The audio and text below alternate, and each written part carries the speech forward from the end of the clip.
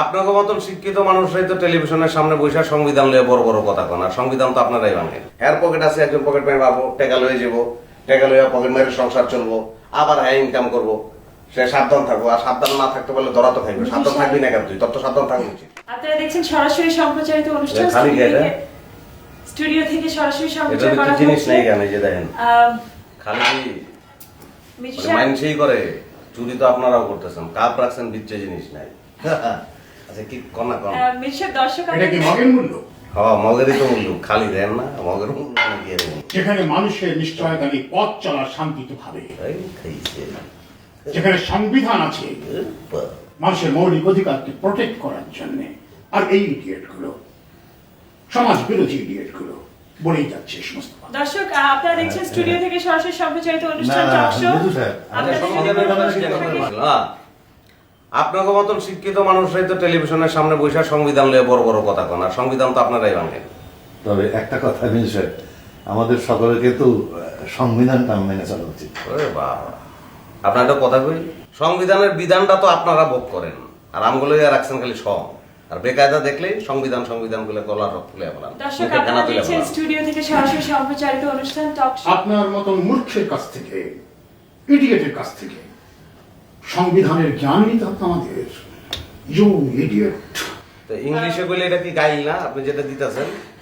মিঠু না না, সাহেব, এটা গাইল কিনা, সেই যেটা ইংলিশে বলে কি সেটা সুন্দর হয়ে গেল, মিঠু সাহেব, ভদ্র হয়ে গেল? আমার একটা প্রশ্ন আছে। না না, ওটা আপনি জবাব দেন না কেন? না না না, বল না।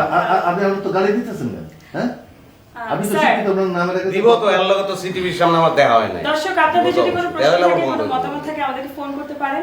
মিঠু সাহেব, আপনার কাছে আমার একটা প্রশ্ন। হ্যাঁ, মিঠু সাহেব, রাখুন। হ্যাঁ, ক। সরাসরি কিরে, সম্প্রচারিত কেমন লাগতেছে? অনুষ্ঠান দেখছেন। ভেবে লাগতেছে উস্তাদ, এখানে উস্তাদ, হ্যালো, আমার শুধু সরকার পিড়িতে থাকেন ওস্তাদ, আমরা তো আছি ওস্তাদ। আমরা একবার বিয়ে করে নিয়ে এসে বলবেন উস্তাদ। মিজু সাহেব, হ্যাঁ, হ্যাঁ, ক। দর্শক আপনাকে দেখছে। হ্যাঁ, দর্শক কি কয়? দর্শক ফোন করবে, আচ্ছা, বলবে। করুক, হ্যাঁ।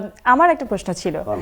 এই যে আমাদের নাগরিক জীবনে, মানুষের জীবনে যে এত প্রবলেম, তার মধ্যে আবার পকেট মারের প্রবলেম, হ্যাঁ। তাদেরকে আসলে কি শাস্তি দেওয়া যায় বলে আপনি মনে করেন? আরে, আপনি তো আগেই ঠিক করে বলেছেন যে ওকে শাস্তি দেওয়ানই লাগবো, আর আমি তো কইতেছি যে ওকে শাস্তি দেওয়ান উচিত নাকি ওকে শাস্তি দেওয়ান উচিত না। আলোচনা হইব ওইটা লইয়া। Stop it.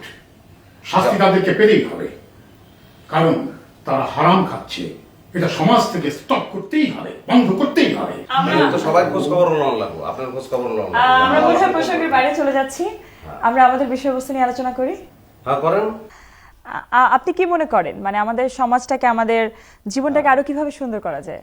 সুন্দর তো আমার মনে হয় সুন্দর আছে, মানে জোর করে আর বেশি সুন্দর করা তো ঠিক না।